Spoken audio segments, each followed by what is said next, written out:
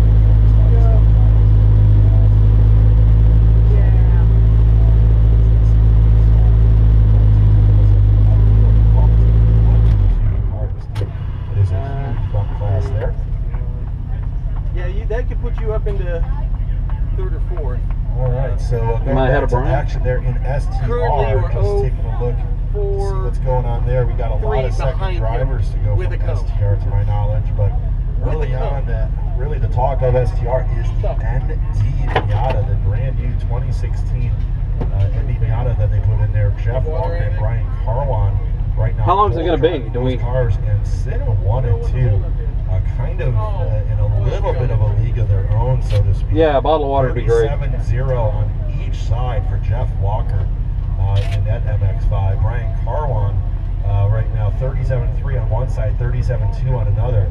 So he's about a half second behind Walker. Timothy Kong in the S2000 is sitting in third, the first S2000 as well as the first BF Goodrich runner.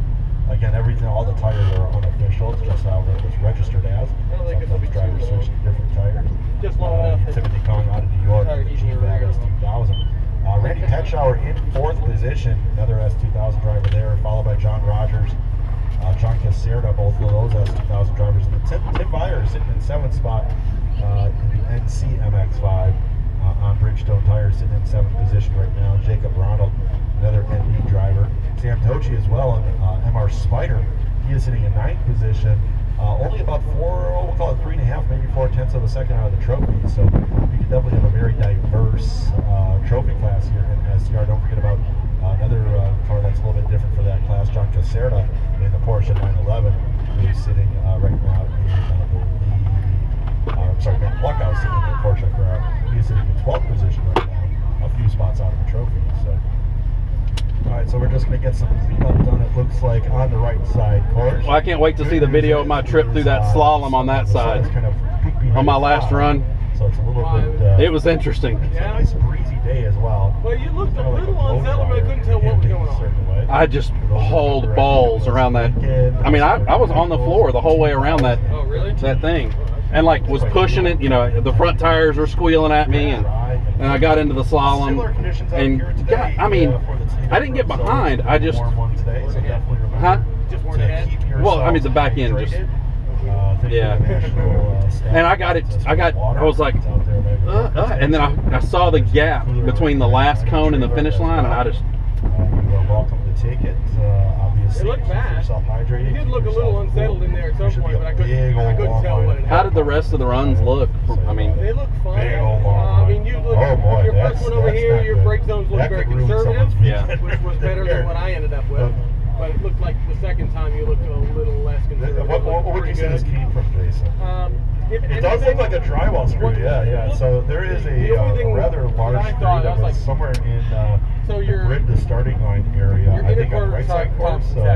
It would have been I think you're giving up too much speed.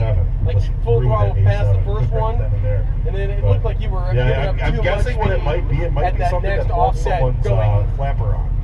So I wasn't on. I didn't touch the brakes. I just let off the gas and was trying to bleed speed there. And it's just I'm just trying to learn how to do that.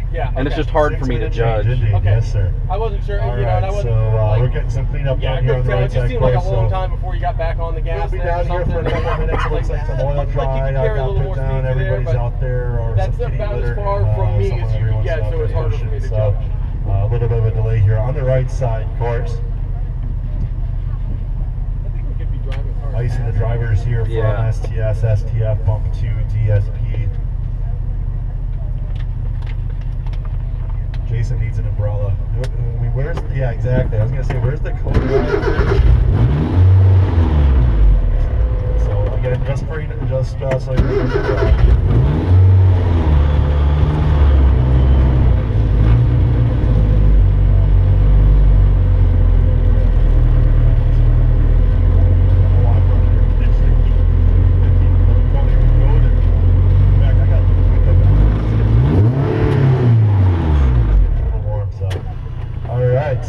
Just wanted to get some of the cool air that was in the radiator into the motor. Toledo, for those of you who are listening, great event out here though.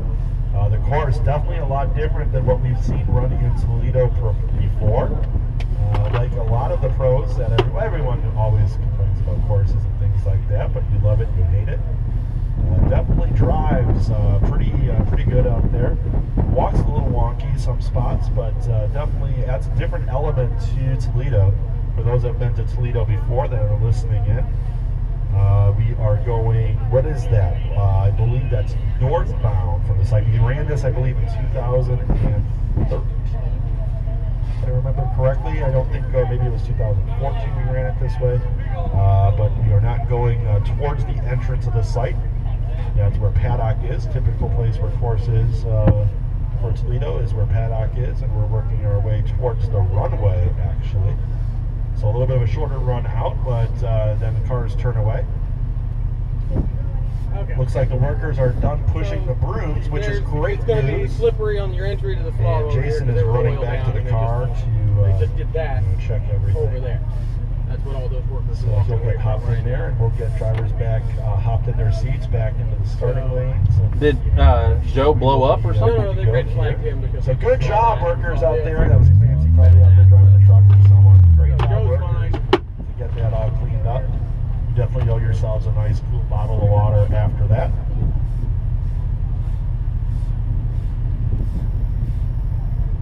It looks like we'll be going back to action here in just a mere few seconds after everything gets all queued up and ready to go.